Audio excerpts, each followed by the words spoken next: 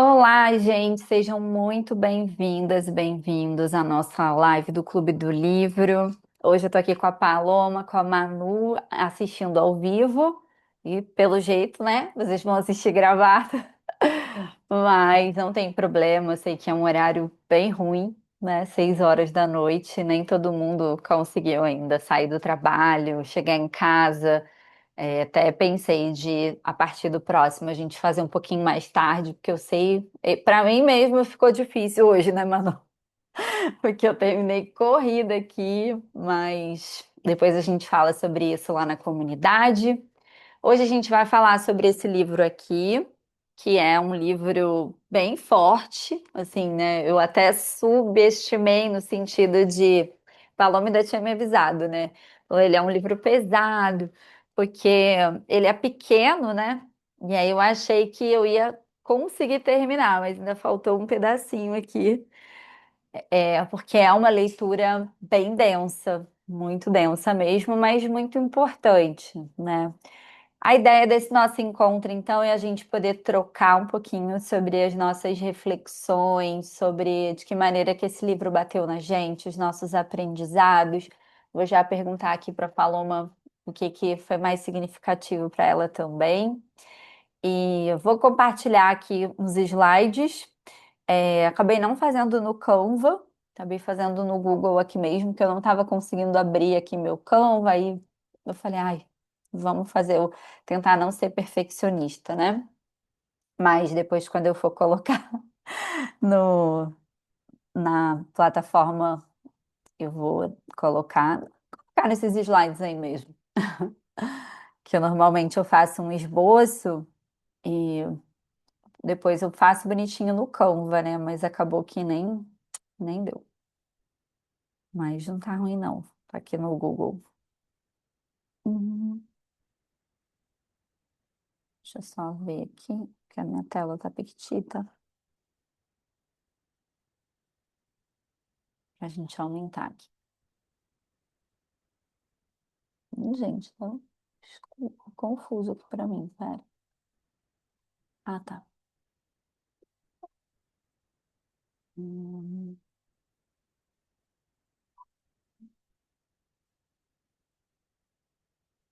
Esqueci aqui onde não tô mais acostumada a projetar no coisa. Acho que é, tu sabe, Paloma? Eu esqueci. Colocou a mãe, Eu a tô mãe. procurando também. Menina, é do Google esse. Calma aí. Ah, tá aqui em cima. Oh, meu Deus. É que eu não tenho PowerPoint, aí eu faço no coisa do Google. É, então vamos. Aí eu vou ter que editar depois essa parte, mas tranquilo. Então, bora, gente. Então, esse livro é um livro que eu tive muitas, como eu posso dizer assim, né, aproximações dos conceitos da ACT, né, durante a leitura. Então, embora seja um livro que ele é baseado, né, na perspectiva do Frankl, ele era do psicodrama, eu não sou muito conhecedora do psicodrama, não é uma abordagem assim que é muito utilizada, né? Conheço poucas pessoas no meu meio, mas eu imagino que também tem a ver com a nossa bolha, né? Mas assim, eu vi assim muitas coisas semelhantes aos conceitos da ACT, né, da terapia de aceitação e compromisso. E é bem interessante isso, porque embora seja uma abordagem que é diferente da abordagem que eu trabalho na minha prática clínica, foi legal poder reconhecer alguns conceitos, né? Bom, o Frankl morreu em 97. Ele esteve, né, 3 anos nos campos de concentração e achei incrível que ele levou 9 dias para escrever o livro, né? E esse livro tem mais de 16 milhões de exemplares, né? E eu sou uma pessoa que eu gosto muito de ler os prefácios dos livros, sabe? Eu acho que o prefácio ele prepara a gente para a leitura, né? Ele meio que dá um panorama assim do que a gente pode esperar, né? Do que qual vai ser a temperatura, assim, né, daquela leitura. E no prefácio, ele já fala várias coisas interessantes, né? Marquei várias, assim, mas uma que ficou muito marcada para mim foi a humildade dele, né? No sentido de ele não querer inicialmente que o livro tivesse o nome dele, né? Ele queria utilizar um codinome e depois de muita resistência, ele decidiu, né, que tudo bem o nome dele aparecer, mas que ele não queria realmente ser é, o centro, né, da história, né? Ele queria que os conceitos fossem mais importantes do que ele, né? E depois, até nos pontos que eu reservei para compartilhar com vocês, tem um dos tópicos que ele fala sobre isso, né? Para a gente aplicar isso na vida de um outro jeito aí que a gente já vai chegar lá. Ele era neurologista e psiquiatra, austríaco. Ele teve, né, uma sucessão de perdas muito importantes, né, da mãe, do irmão, da esposa grávida, até o que, né, falado que só a irmã dele sobreviveu. Ele fala aqui, eu acho que isso aqui é o menos importante, mas é bom contextualizar, sobre três fases no campo, né? Que é o choque de recepção, que para mim, assim, foi a fase mais forte, assim. Acho que é porque é logo no início, aí me trouxe logo aquele primeiro impacto, né? Quando ele vai contando lá, eles no trem, sem entender muito bem o que que ia acontecer. Ficou bem marcado para mim a parte que ele fala do banho, né? Que ele não sabia se ia sair água realmente do chuveiro e a alegria deles, entre aspas, né, de tomar aquele banho. Eu acho que esse impacto inicial, assim, foi muito grande. É, Depois ele fala da apatia, né, de uma espécie de uma morte interior, que é um mecanismo necessário de proteção, né, da pessoa ficar insensível ao horror para sobreviver. Eu me lembrei muito, eu tive uma experiência que foi pequena, mas que foi muito significativa de trabalhar no hospital, né? E no início, assim, eu achava um pouco estranho, né? Os médicos, a maneira como muitos médicos lidavam. E eu lembro que na faculdade, acho que todo mundo que é da psicologia já leu esse livro em algum momento na faculdade, né? Que era sobre a morte e o morrer. E aí eles vão falando, né, sobre bem parecido aqui com o que ele fala, né, sobre essa morte interior como um mecanismo de proteção, de sobrevivência. Aqui eu coloquei entre aspas, né, porque hoje a gente não usa mais esse termo, mas eu trouxe o termo do próprio livro, que na época, né, era utilizado, né, de um humor mais sarcástico, tentando levar ali, né, com uma certa ironia, uma indiferença, uma curiosidade fria, um distanciamento mesmo, né? E a despersonalização pós-libertação, né? Que aqui já foi todo um movimento que foi feito para encontrar essa apatia como mecanismo de sobrevivência e depois o quanto que isso é difícil dele voltar, né, a sentir as coisas, né? E até é, mesmo diante da desilusão ali de não encontrar, né? Mas as pessoas esperando por ele, ter que reaprender a viver, né? A única opção que restou para ele. Então é um livro muito denso, né? Muito pesado. Aqui eu vou pular essa parte aqui que é muito teórica, mas assim, para abrir assim nossa conversa, já vou começar com uma frase que está, se eu não me engano, logo no prefácio eu coloquei aqui em seguida que é a pergunta que ele faz, que acho que é o ponto central da nossa discussão hoje, né? De que quando a vida parece insuportável, o que que sustenta o ser humano em pé, né? Assim, como seguir, como lidar com tudo isso, né? E aí, por mais que tenha conversado com muitos conceitos da ACT, dentro de mim ficou um conflito, assim, né? Porque é uma aceitação, mas é uma aceitação mega desafiadora, né? É uma aceitação que eu acho que ela não tem nem escolha, né? Assim, é diferente de quando a gente precisa escolher aceitar aquilo. Aqui ele também precisou escolher, né? Mas eu imagino o quão difícil é fazer essa escolha, né? Não sei. Eu fiquei bem pensando sobre isso, assim, gerando uns conflitos epistemológicos mesmo, assim, na cabeça, sabe? Mas é uma pergunta, acho que muito significativa, né? Assim, o que que mantém o ser humano em pé? Eu acho que a gente, óbvio que ele foi a situações extremas, né? E a gente vai aprender a partir dessa experiência, mas eu acho que isso pode ser muito útil, assim, na nossa vida. E aí, a primeira parte aqui que eu queria compartilhar que já é a primeira reflexão, né, de que a última das liberdades humanas, que ele fala, né, de que mesmo que tirem tudo da gente, né, as nossas posses, a nossa família, a nossa saúde, até a roupa do corpo, né, assim, a história deles é tudo muito pesado. Resta uma escolha, a atitude que você encara a circunstância, né? Então, não é o que você pensa sobre a circunstância, isso obviamente não vai mudar, né? Mas é a forma como você decide encarar isso, né? Que essa é a liberdade que ninguém tira da gente. E aí eu peguei um trechinho aqui, né, que é tudo pode ser tirado de um homem, exceto a única coisa, a última das liberdades humanas, escolher a sua atitude em qualquer conjunto de circunstâncias, e escolher o seu próprio caminho, né?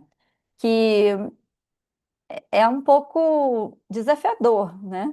Mas, enfim, é, vou pausar aqui para ver também como é que foi essa parte inicial, assim, para Paloma, se teve alguma reflexão, se quer compartilhar alguma coisa com a gente, se eu sigo.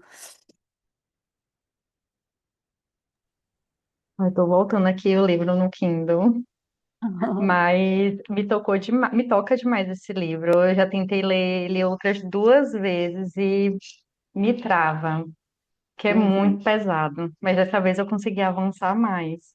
uhum, E me toca muito essa questão o sentido da vida, porque eu ficava me colocando assim no lugar o tempo todo e pensando, qual seria a minha escolha? O que é que eu uhum, faria? Qual seria essa ação? E ele uhum, fala, né, dos colegas, eu não lembro se você já está nessa parte, mas ele fala até da cerca, né, que uhum, algumas pessoas escolhiam, mas o uhum. quão desafiador e extremamente limitada também essas É. escolhas. Inclusive ele fala, né, aqui mais para frente eu coloquei assim, de que o que diferenciava, né, era justamente a maneira como justamente essas escolhas, né? E sobre o propósito, o sentido, ter uma atitude, né? Porque eu acho que agora não tá mais tanto, né? Mas banalizaram muito essa coisa do sentido, do propósito, né? E ele tira a gente desse lugar de ficar procurando isso e traz a gente pro aqui e agora, né? Para ação, né? É muito pesada essa parte da cerca, né? De que é uma escolha. A maneira como, né? Vou tentar não dar muitos spoilers, assim, para quem ainda não leu e está assistindo, mas é a maneira que as pessoas escolheram, né? Lidar com aquele momento. Isso é bem, bem significativo. Uhum. E como nenhuma das escolhas é fácil, né, Bia? Uhum, A cerca não é fácil, estar ali não é fácil. Tá no uhum. papel de quem Do manda, de cara que quem. manda, é. Aham. Aham, Esqueci o nome que ele usava. esqueci também. Mas é. E até isso que você falou de se colocar no lugar, né? Assim, eu fiquei tentando, eu acho que é por isso que ele é pesado, né? Porque você tenta se colocar em todos os papéis, né? Tipo, como que eu lidaria com isso, né? E é muito, muito forte mesmo. Uhum. Aí o segundo ponto, assim, que ficou para mim, assim, eu peguei os pontos mais importantes, né, até onde eu fui. E o final ali, eu peguei até de uma parte que eu ainda não fui, mas que eu já sei que vai dar nesse lugar, né? Que é um porquê sustenta qualquer como, né? E aí entra muito na questão, eu linkei muito com valores, né? De que ele observou que os que sobreviviam mais tempo não eram os que eram fisicamente necessariamente mais fortes, né, o que seria uma premissa dentro desse ambiente, mas os que tinham uma razão lá fora, né? Que aí era um filho, um livro a ser escrito, no caso dele, né? Uma tarefa não cumprida, e que o tamanho do como é suportável na medida do porquê, né? Isso aí foi uma parte que eu marquei, assim, que eu achei muito importante. É, eu, assim, eu acho que eu mudaria assim, da frase, não qualquer como, né? Que eu acho que assim, qualquer como é muito forte, mas é porque dentro da perspectiva dele, né, tem uma coisa pior do que o que ele viveu, né? Então, para ele, qualquer, né? Mas contextualizando isso para os nossos dias e para a nossa realidade, né, eu não acho que qualquer, mas muitos comos, sabe? Isso foi uma coisa assim que no mestrado eu acho que me poupou de problemas. Óbvio, teve momentos ali, não vou dizer que eu entrei num burnout, mas que eu fiquei assim, muito nível de estresse muito elevado, muito desgastante. Mas eu acho que o que poderia ser pior se eu não tivesse um como, é, um porquê para levar o como, né? O meu porquê era colocar aquele projeto no mundo, fazer com que isso saísse de um universo que, de livros e do universo terapêutico, que é incrível, mas é muito limitado, né? Não é para todo mundo, infelizmente, para algo que fosse mais acessível. Óbvio que eu sou um pingo no oceano, não depende de mim, mas é de vários pingos que o oceano se forma, né? Então quando eu me lembrava assim, o porquê que eu tinha feito essa escolha, porque foi uma escolha, né? Eu poderia não ter escolhido isso. Isso me fortalecia muito para sustentar os desafios que eu já sabia que eu ia encontrar. Mas uma coisa é a gente saber que a gente vai encontrar o desafio, né? Outra coisa é a gente encontrar o desafio, né? Aí já vai para um outro nível. Mas isso foi uma coisa que foi muito importante, né? E aí no livro ele bate muito nisso, né? Do que era um diferencial entre as pessoas, do que ele observava ali. Tem alguma coisa assim que você queira comentar daí, Paloma? Sim, concordo super contigo, Bia. E que a gente precisa colocar aí uma vírgula nesse qualquer, contextualizando, né? Porque a gente tem questões sociais, econômicas, políticas que a gente precisa Uhum, considerar, né? E que muitas vezes a pessoa vai viver aí múltiplas situações de violência simbólicas ou não simbólicas, reais também, né? E que não dá pra gente colocar no qualquer aí. Apesar que uhum. ele também estava vivendo uma situação de violência, né? É que ele chegou no Que também estava. extremo né, de todas as situações, e dali para lá não tinha nada pior, né, do que isso. Então, Uhum. para ele, acho que é mais confortável, né, colocar isso. É, E como ele ma- viveu sobreviver também durante longo período, uhum, né? Como ele traz aí a questão dos sonhos, uhum, do pesadelo, quando a pessoa tinha um pesadelo, acordar de um pesadelo, não tinha uhum, pesadelo pior do que a própria vivência, né? uhum, uhum. Forte, né? Uhum. É, o sentido, né? Que aí essa parte do sentido de tá, como encontrar esse sentido. E eu fico pensando, né, que eu lembro de ter lido esse livro na faculdade, até dentro da disciplina e tal. Acho que foi em existencialismo, se eu não me engano. É, na disciplina mesmo, assim, né? Mas eu não lembro de eu ter absorvido todas essas informações que eu tive agora nessa leitura, né? Obviamente que eu estou fazendo uma leitura dentro de um outro contexto, né? Uma escolha também de fazer essa leitura, né? Na faculdade, muitas vezes a gente não pode escolher muitas coisas.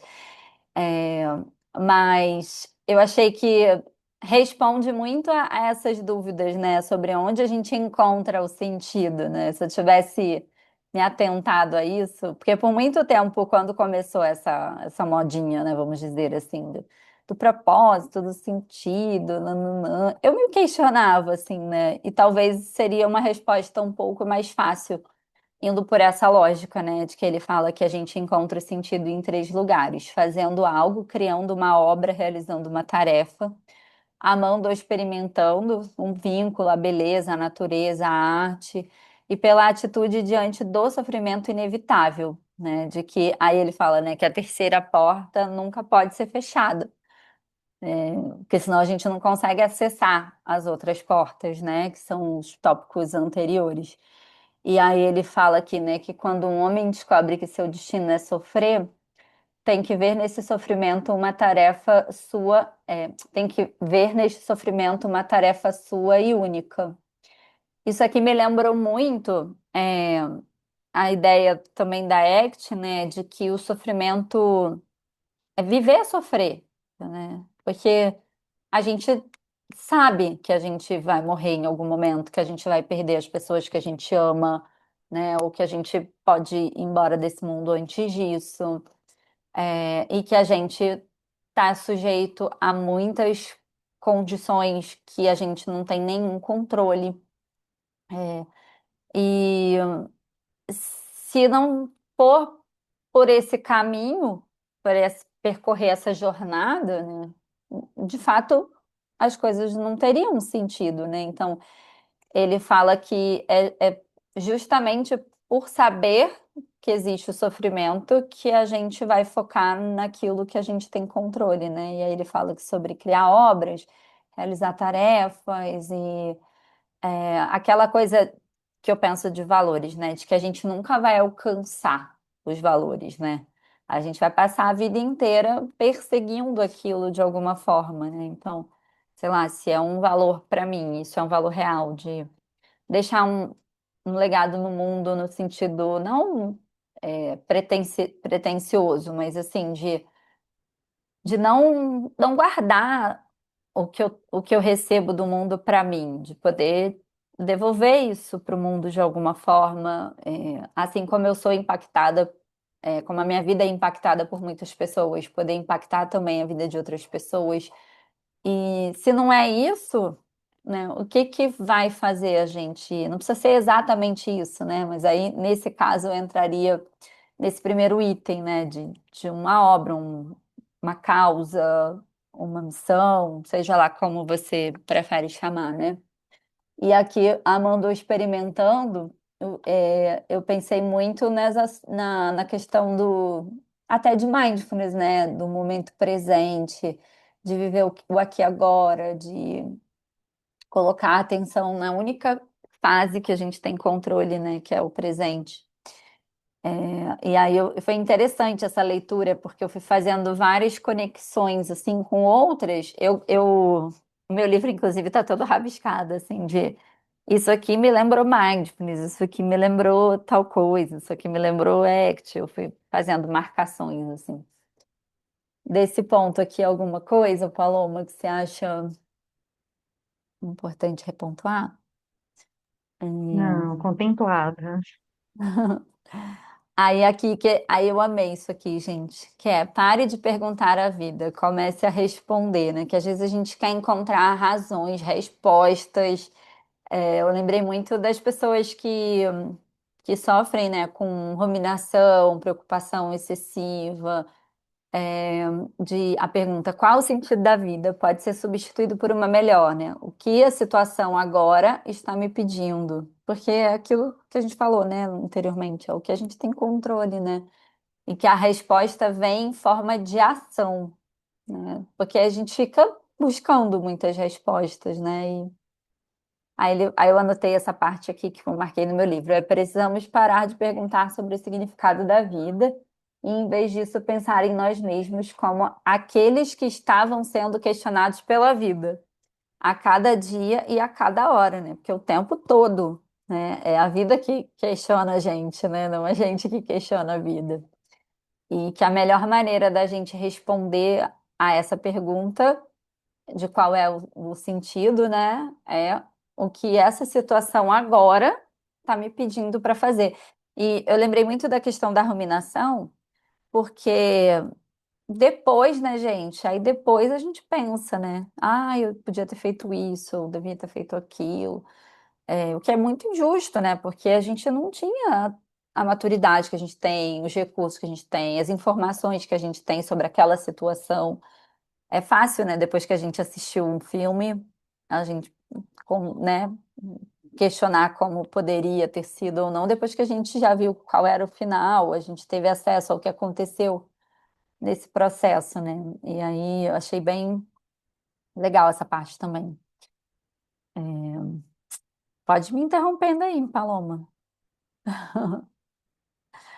Aí aqui que eu falei, né, que eu conectei com a parte do prefácio, né, que ele fala que ele não queria o nome dele e tal, que ele fala que numa cultura obcecada por performance, né, eu quase que eu falei, Frank, meu querido, você nem sabe o que aconteceu depois que você foi, né? Eu conto, você conta, né? Então, assim, que deu ruim, Frank, deu muito ruim depois desse negócio de performance. Aí tava ruim, ficou só pior. Ele propõe o oposto aqui, que é esquecer da gente, né? Entregar algo maior e a felicidade sem ser procurado. Então, ela vai ser uma consequência, né? Não o meio, não o motivo, né? E não como uma meta, mas um subproduto. Aí eu marquei aqui o sucesso como a felicidade não pode ser perseguido, ele deve acontecer. E só tem lugar como efeito colateral de uma dedicação pessoal a uma causa maior que a pessoa, né? E aí era isso que eu estava tentando lembrar que ele fala no início, que o livro era uma causa maior do que ele. Por isso que ele não queria que colocasse o nome dele, né? Ele queria que colocasse Relato do Prisioneiro, número 119.104, né? Tipo, e não, ele não levar os louros disso aqui. Isso porque ele nem imaginava, né, tudo que esse livro ia gerar. Até hoje a gente está aqui discutindo sobre ele, né? Quer comentar alguma coisa, Paloma? Essa questão da felicidade, né? Muitas vezes as pessoas entendem mesmo como algo que eu vou alcançar e eu vou ser feliz pelo resto da vida. Não sei se tu vê, percebe isso na clínica, Aham, Bia. aham, E assim como a autocompaixão, eu sempre tento trazer que é o processo. A gente precisa viver o processo. A uhum, autocompaixão como um processo, a felicidade vai vir num caminho, assim como outras emoções também vão vir num caminho, né? É igual o uhum. efeito colateral do viver a É. vida. Às vezes a gente fica esperando aquela dose maior, né? E no final são pequenas doses e tudo bem, pode ser. Até que lá na frente você receba uma dose maior, mas a gente só consegue chegar lá porque a gente foi suportando esse caminho, né?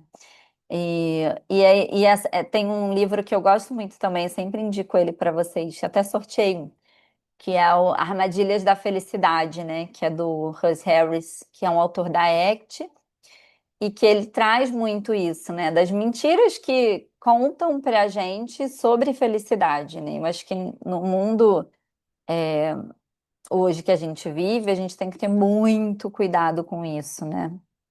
Porque fazem a gente acreditar, né? Que sempre tem um algo mais, assim, que tá faltando, né? E aquela ideia de quando eu chegar lá, aí eu vou ser feliz. Aí eu vou alcançar, né? E tem tanta coisa que a gente vive nesse caminho, né? Para a gente E olhar. como a espera, às vezes, desse algo grandioso, acaba trazendo uma vida muito infeliz, né? Porque é muito focada no resultado. Um É, resultado de longo prazo, muitas vezes, né? Não é. viver o processo E é até algo necessário. superestimar, né? Superestimar isso. Eu atendo pessoas, a maioria dos meus pacientes, assim, são da minha idade, um pouco mais velhos. É, E em alguns casos a gente vai ver, inclusive, essa queixa, né? Tipo assim, tá, né, eu nadei, atravessei o rio, mas eu cheguei do outro lado do rio e quando eu olhei, tipo, não é tão diferente assim daquilo que eu vejo daqui, né?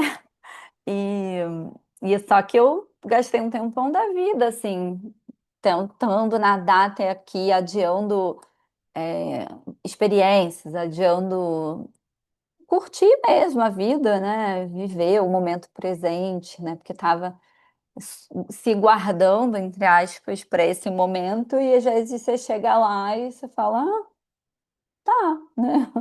E, tem até um autor que, daquele livro, ai meu Deus, como é que é? O Dom Extraordinário de Ser Comum, né? Ele traz uns experimentos da psicologia social sobre é, pessoas que ganham na loteria, né? Ou pessoas que ele vai entrevistar essas pessoas e aquilo não dura, assim, né?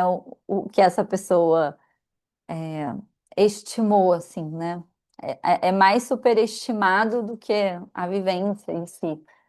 Então, óbvio que todos nós, talvez, né? Não sei se todos, mas boa parte de nós gostaríamos de viver essa experiência, né? Mas é muito importante também ter o pé no chão, de achar que não é o pote de ouro, né? Assim, de que a gente vai encontrar um portal e que esse portal vai levar a gente para esse lugar que você falou, né? De que assim, e dali para frente vai ser tudo mágico, né? Uhum.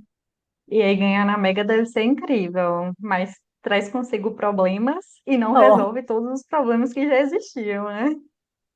é verdade. É Não, porque eu é não ganhar na Mega. deixaria de ficar feliz por isso, mas confesso que muitas vezes eu penso, todo mundo pensa, né? E se eu ganhar?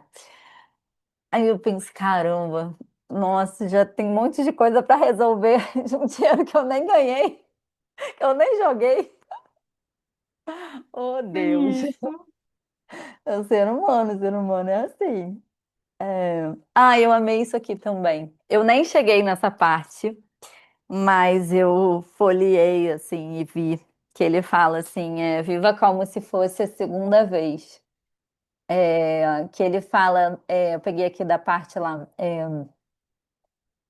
que aqui é um exercício de pausa antes de qualquer decisão importante. Se eu já tivesse vivido isso e estivesse com a chance de viver de novo, eu faria desse jeito, eu falaria assim, né? Eu peguei o trechinho aqui, viva como se já estivesse vivendo pela segunda vez, e como se na primeira vez você tivesse agido tão errado como está prestes a agir agora, né? Então, isso é muito interessante. Eu nunca tinha parado para pensar com essa perspectiva, sabe?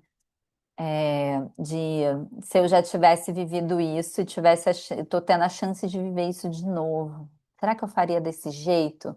Porque às vezes a gente fica tão obcecado, né, numa forma de lidar com as coisas, como se aquilo fosse o único caminho, né? E tá, se isso tivesse dado errado e eu tivesse a chance de viver de novo, como é que seria? O que que eu faria? Eu não sei, acho que é uma pergunta muito difícil. Acho que nem sempre a gente vai ter essa resposta, né? Mas acho que para algumas coisas pode ser sim. Muito interessante, mas não vou me aprofundar muito nessa parte, porque eu não cheguei nela, eu só peguei esse recorte, e aí não me sinto nem segura para aprofundar aqui. Que mais? Foram essas as coisas que eu separei, não separei muita coisa, mas trouxe as ideias centrais, né? E eu peguei aqui também uma parte do final, aqui, da parte 2, né? Da parte que eu cheguei, que ele fala: a busca do sentido certamente pode causar atenção interior em vez de equilíbrio interior.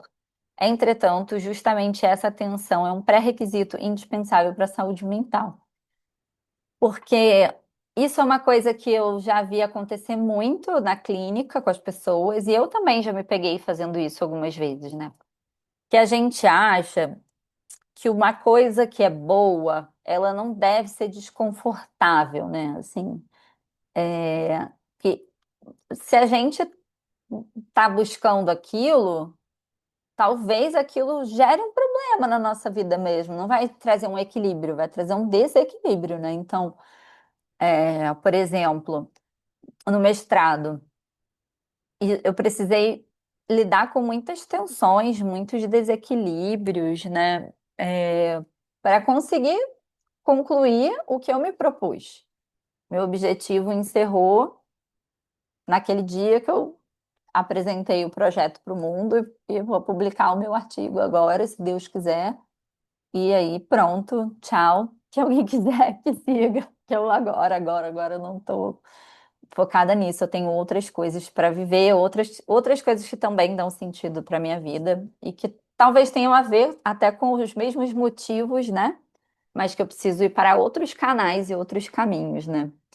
É, para mim, assim, eu não gosto muito de falar disso porque tenho medo de misturar as coisas, mas o- parte do meu trabalho entra numa missão, entrando em valores, assim, uma missão espiritual mesmo, assim, como se eu tivesse realmente um chamado para algumas coisas na vida e que eu preciso percorrer alguns caminhos que às vezes são tortuosos, às vezes dá uma desanimada, tipo, ai, caraca, né? Porque isso acontece, né, gente? A gente faz. Por isso que ter um motivo e conseguir perceber e vivenciar essa jornada da melhor forma possível é importante, porque esse rio que a gente atravessa, né? Nossa, às vezes é um perrengue, né? Tensão, mas é justamente essa tensão que vai fazer com que eu fiz um link aqui com a ideia até de pesquisas, né, que vêm sendo feitas na psicologia, do quanto que quanto mais conectadas as pessoas estão com os seus valores de vida, mais conectadas com o aqui e agora, cultivando esses valores, maiores são os níveis de saúde mental, né? E tá, isso foi falado lá naquela pesquisa lá do projeto Dead Star, lá, aquela revisão sistemática lá que eu gravei um episódio, mais de 55 mil estudos.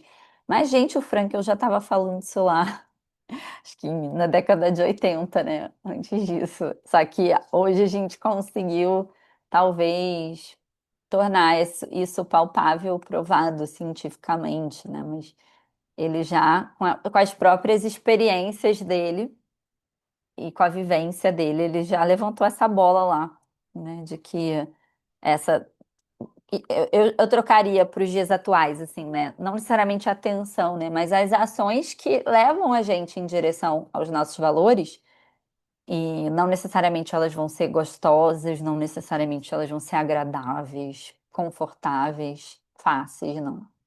Muito pelo contrário, né? Justamente essas que muitas vezes levam a gente nessa direção, o que não impede que a gente se divirta no caminho também, né? Acho que esse é um ponto assim que é uma coisa que eu tenho tentado praticar e eu aprendi isso muito com o mestrado, né?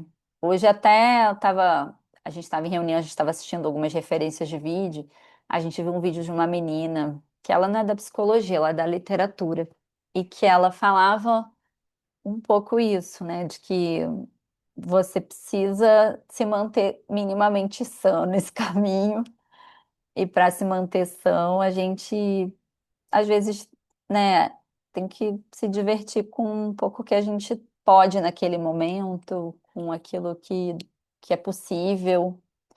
E treinar o nosso olhar também, né?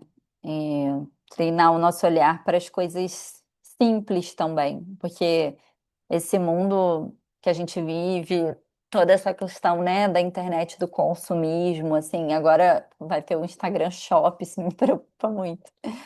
É, e o quanto que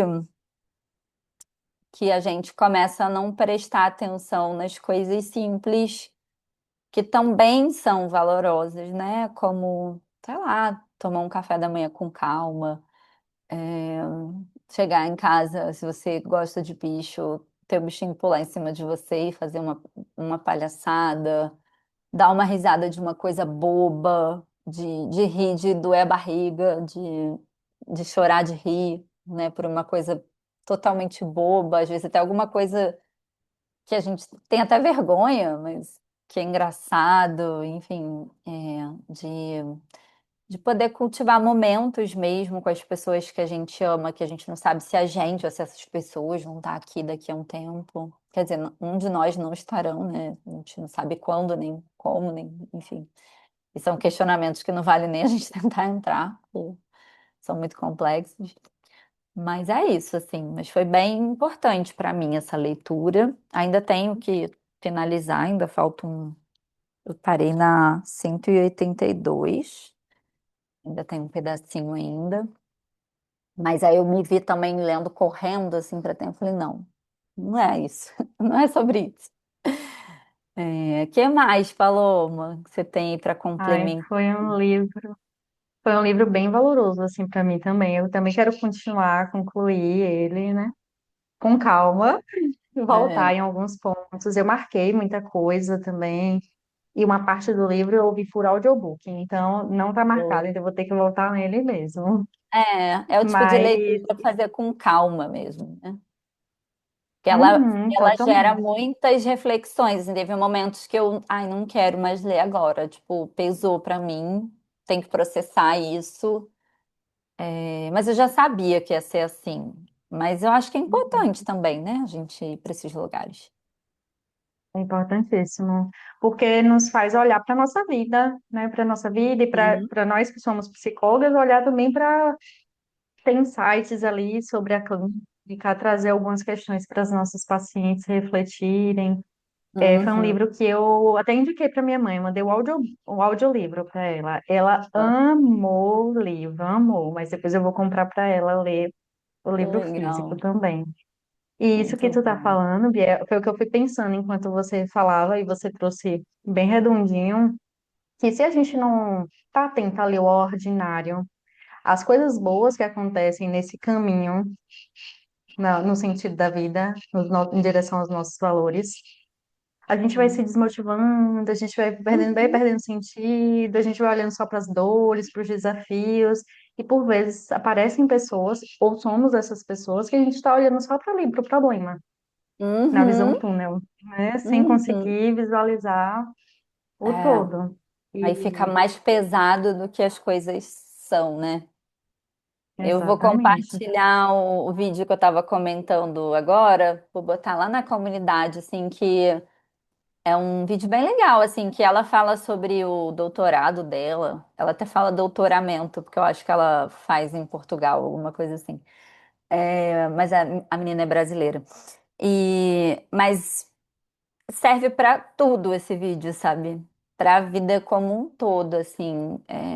A gente pode aplicar para qualquer coisa. Ela fala sobre coisas simples que passam batido, que por mais que sejam óbvias, é diferente da gente praticar, né? Eu vou compartilhar esse vídeo lá que eu achei tão legal. Inicialmente eu peguei ele para a gente pegar de referência de estilo de vlog e tal. Não estava nem focada na mensagem do vídeo, né? Mas quando eu Uhum. parei para ouvir, eu falei, nossa, é tão importante isso que ela está falando. E eu sei que isso é tão óbvio, mas é isso, aquilo do óbvio precisa ser dito, né? E não só dito, Precisa ser lembrado e praticado, né? exatamente. Agora há pouco, uma paciente minha falava bem assim: ah, ela vivia com uma situação de ansiedade assim muito intensa, que ela não conseguia viver o presente. E ela falando: nossa, agora eu sinto a brisa do aço no meu rosto, e eu nunca nem tinha percebido a brisa, e é tão bom sentir isso. É tão incrível, O né? quanto a gente dá valor, às vezes, quando a gente passou por algo que a gente percebeu a falta, né, do É, ordinário, mas que a gente precisa sim, cultivar intencionalmente mesmo. sim. Eu aprendi isso na época da pandemia. Eu escolhi trabalhar muito porque eu pensei, cara, eu não posso sair de casa, eu não posso ver as pessoas que eu amo, eu não posso fazer nada. Eu vou estudar, eu vou trabalhar, né? É o que eu posso agora. E é meio que foi uma fuga, mas acho que foi uma fuga adaptativa, porque eu não sou cientista, não estava trabalhando na linha de frente, então não ia ser muito útil, né? Eu tentar controlar algumas coisas. E eu me lembrei disso hoje, inclusive, que hoje está mais frio aqui no Rio, né? E, e eu lembro que na pandemia, uma das coisas que eu mais gostava de fazer era tomar banho, porque quando eu terminava assim o meu dia mega pesado, mega cansativo, eu não tinha muita coisa para fazer, né? Tinha assim dentro de casa, mas assim, minha vida é cíclica, né? A de minha não, de muita gente. Então, a parte do banho, assim, dia de semana, era uma parte divertida. E eu lembro que eu ficava assim, tipo, ai, aproveita um pouquinho, fica aqui um pouquinho, sabe? Aí hoje, eu lembrei disso hoje, porque tá bem friozinho aqui, já tinha um tempão que não fazia frio. E quando eu entrei no banho, antes de começar a gravar, fui me arrumar e tal, tava tão gostoso o banho quentinho, e eu não tava sentindo essa sensação de banho quentinho há muito tempo, né? Porque aqui tava um calor, o outono aqui tava pegando fogo. E aí eu fiquei assim, tipo, eu já tinha terminado de tomar um banho, porque eu nem lavei o cabelo, foi um banho super rápido, mas eu falei, ai, vamos ficar aqui um pouquinho, né? Tipo, 5 minutos, assim. Eu sei que eu tô gastando um pouco mais de água do que o normal, mas tá tão boa essa sensação, assim, do quentinho do banho, porque o meu pensamento, quando eu senti essa sensação, foi assim, ai, já vai acabar, né? E eu pensei, tá, mas eu posso ficar aqui mais um minutinho e aproveitar esse momento, né? E a gente às vezes esquece, né? Porque a vida é tão doida, tão acelerada, a gente tá sempre querendo resolver, resolver, resolver, um cérebro que tá sempre. Que é bom a gente lembrar isso. Você usou uma palavra ótima, do ordinário mesmo, assim, né? Das coisas simples da vida e que a gente deixa passar batida, né? E isso é muito legal. Nossa, adorei. Vamos ser intencionais. É, Amei também, Bia. Que bom que deu para eu entrar bom. hoje. Que bom, Foi obrigada muito pelas bom. contribuições, Paloma. Vou abrir uma enquete lá no grupo para a gente decidir o livro, coisas que eu vou mudar. Vou mudar o horário para mais gente poder participar. Não me importo de fazer um pouquinho mais tarde, porque é uma vez a cada 2 meses, 3 meses. Então, eu não sou muito fã de trabalhar à noite, mas é uma exceção. É até de, sei lá, se ajudar a fazer num domingo à noite. Às vezes é um dia assim que a gente não tem muita coisa para fazer, né? Não sei que você tenha uma atividade religiosa, mas tem até um horário que a gente já estivesse desacelerando, ou um dia de semana um pouco mais tarde. Vamos combinar, vou ver lá no grupo qual é o que tem maior chance de ter gente. Em relação aos livros, a gente já tinha deixado algumas ideias, assim, do encontro passado. É, tem um que eu tô com muita vontade de ler, e que eu tinha até colocado lá como sugestão também, que é o da Natália do Pra Dar Nome às Coisas, um podcast, O Medo de Dar Certo. Eu tô com muita vontade de ler esse livro já há um tempão. Tem até uma paciente minha que está lendo e ela tem trazido para a sessão algumas reflexões e tal. Aí eu pensei, ah, quem sabe? Ele é um livro bem fininho e parece bem gostoso de ler. E aí eu vou, mas tem outras ideias também legais. Eu vou colocar lá a enquete para a gente pensar. E aí eu pensei da gente dar tipo uns 2 meses assim para não ter tanta correria, sabe? A gente conseguir ler com calma, que esse foi puxado assim para mim. Mas valeu a pena, assim. Fiquei feliz de ter me reconectado com essa leitura. Certo? Sim, eu quero indicar um livro, então, para o clube em outro Boa. momento. Você já leu esse livro? O Fundo do Poço? Não, É Fundo do Poço, o lugar mais visitado do mundo. olha, fala É de sobre. uma autora brasileira, Cris Guerra. Ela não é psicóloga, não é da área da saúde mental, Aham, mas ela vai falar sobre o fundo do poço mesmo, assim, os lutos, os desafios que ela passou na vida, olha, como foi essa vivência no fundo do poço, como foi lidar com as emoções boa. difíceis desse processo. Eu achei interessante, é um livro bem Ah, interessante. vamos Vou marcar já. deixar ele já como uma ideia para o outro mês, assim, que aí a gente até dá uma mesclada, né? Tipo, esse mais pesado, o outro uma coisa mais cotidiana, depois a gente aprofunda de novo, mas gostei da ideia, muito bom. Uhum, E uhum. Mas final esse de do ano, Natália que você falou deve ser maravilhoso, porque a bicha é ela é incrível, muito né? boa, né? Eu adoro os episódios dela, gente, é fantástico, assim, eu amo. Ela me traz uma Também. calma, uma paz. Porque tem uns Eu me podcasts assim sinto, que às vezes me acelera demais. Eu amo ouvir, mas eu falo, não, pera, agora não tô conseguindo, né? Aí para os momentos que eu tô muito sim, agitada, assim, eu consigo desacelerar com a voz dela, muito bom. E os temas ela é também são boa muito mesmo. legais. E é uma pessoa que também não é da saúde mental, mas que ocupa esse lugar, assim, de um jeito tão responsável, brilhantemente, assim, eu amo. Hum, E também. no final do ano, eu queria da gente colocar um, tipo, bem para relaxar mesmo, sabe? Assim, um romance bobinho, um livro divertido, alguma coisa assim para. Ou até um suspense, assim, mas uma coisa que não tenha nada a ver com autoconhecimento. Coisa só para realmente a gente se divertir. Eu vou participar de um clube do Eu livro gosto. dia 22 que é do Verity. E eu nunca participei de um clube do livro, de um livro que não tivesse, assim, uma reflexão profunda, um aprendizado. Todos os que eu participei, até participei de um recentemente, que é daquele livro que eu estava lendo das Casas Vazias, tinha, assim, uma pegada de reflexão, de aprendizado, né? Por mais que não tinha nada a ver com a psicologia, uma galera que nem é da psicologia. É a primeira vez que eu vou participar de um, assim, que não tem um objetivo, assim, simplesmente pelo livro, pela história, enfim, pessoas que são fãs da história. Aí eu vou ver até como é essa experiência depois para compartilhar com vocês, assim, para quando a gente fizer, porque eu não sei como conduzir um clube do livro, assim, informal, assim, né? Eu já fico tentando encontrar motivos psicológicos. Nananã. Eu vou ver como é que é. Tem uma amiga minha que vai conduzir, só que ela é psicóloga, mas ela tem uma skin de um Instagram, a Cassie, leituras da Cassie. Mas ela não vai trazer nada de psicologia, ela vai estar na outra skin dela, que é de leitora. Nossa, ela lê tipo um livro a cada 2 dias, nunca vi isso. Ela é muito leitora, muito bizarra, assim. E é ela que vai conduzir o Clube do Livro, eu vou para prestigiar ela, e porque eu também estou muito interessada em discutir sobre esse livro com outras pessoas, né? Então, também vai ser muito diferente porque vai ser presencial. Então, assim, muitas coisas novas para viver. Que massa. Muito bom. Eu acho a ideia maravilhosa. Né? Da gente fazer uma Nem tudo coisa, que a gente consome tem que ter uma reflexão ali, né? chegar em algum lugar, né? Às vezes a gente só quer É, fofocar mesmo, né? Falar da deixar o vida do cérebro lisinho. julgar, né? É isso. Exatamente.